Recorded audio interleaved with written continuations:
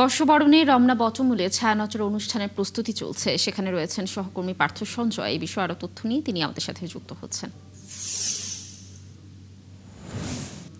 পার্থ, আজ সারাদিনই তো আপনার কাছ থেকে আমরা রমনা বটমূলের শেষ মুহূর্তে প্রস্তুতির বিভিন্ন তথ্য জানছিলাম। এই মুহূর্তে আসলে সেখানের প্রস্তুতির শেষ মুহূর্তের অবস্থা কেমন দেখছেন, আর আয়োজকরা কি বলছেন? আসলে সূর্য উঠলেই তো নতুন বছর, জানাবেন।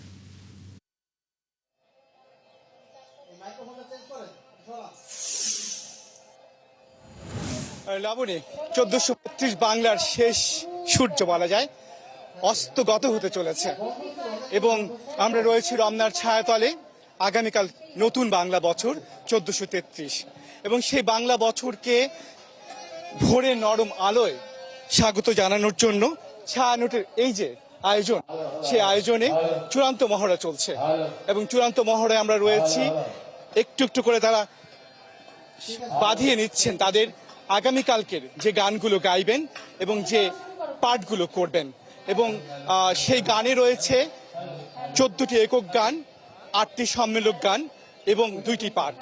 যদি বলে রাখি যে ছায়ানট 1967 সাল থেকে রমনার ছায়াতলে তাদের আয়োজন করে আসছে। 1971 মুক্তিযুদ্ধ এবং 2020 সালের করোনাকাল বাদে আসলে ছায়ানটের আয়োজন নিরবিচ্ছিন্নভাবেই চলছে বলা যায়।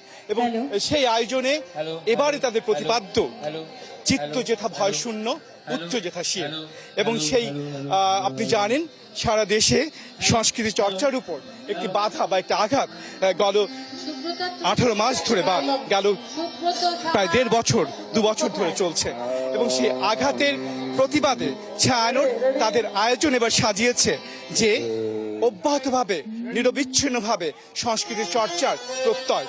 এবং সেই প্রত্যয়ে তারা একই সঙ্গে তারা মানবতার গান গাইবে, তারা লোকজ সুর শোনাবে এবং একই সঙ্গে সঙ্গীতজ্ঞ তারা মতলুব আলী গণসঙ্গীত শিল্পী এবং সঙ্গীতজ্ঞ সলিল চৌধুরীকে নিবেদন করে তারা তাদের এই আয়োজনগুলো সাজিয়েছে এবং সেই আয়োজনের চূড়ান্ত মহড়া চলছে। এবং আমরা যদি বলি যে দুপুর 3টা থেকে বেলা 3টা থেকে এই মহড়া চলছে এবং এটি এসে চূড়ান্ত যেহেতু মহড়া, সেক্ষেত্রে তারা ঝালাই করে নিচ্ছেন তাদের যেই সাউন্ড সিস্টেম, তারা একই সঙ্গে গানের যেই ভুল ত্রুটি আছে। তারা বলছিলেন যে গেল 3 মাস ধরে নিবিড়ভাবে তারা মহড়া করে আসছেন এবং সেই মহড়ারই চূড়ান্ত রূপ আমরা দেখছি। এবং আরেকটি কথা বলে রাখি যে আগামীকাল প্রায় 2.5 ঘন্টার আয়োজন এবং 2.5 ঘন্টায় প্রায় 200 শিল্পী আসলে গান শোনাবেন এবং সেই গানের সঙ্গে পাঠ রয়েছে এবং আমরা রাগ সঙ্গীত শুনতে পাচ্ছি এবং এই রাগের সঙ্গীতেই আসলে এখানে প্রভাত নামবে এবং সেই প্রভাতে আমরা রয়েছি এবং আমরা যেই অবস্থায় রয়েছি সেখানে সেটি হচ্ছে যে আমরা সেই আয়োজনটি করছি সেখানে এবং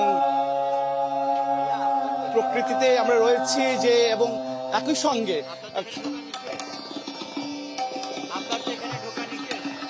সরাসরি রয়েছেন। আচ্ছা,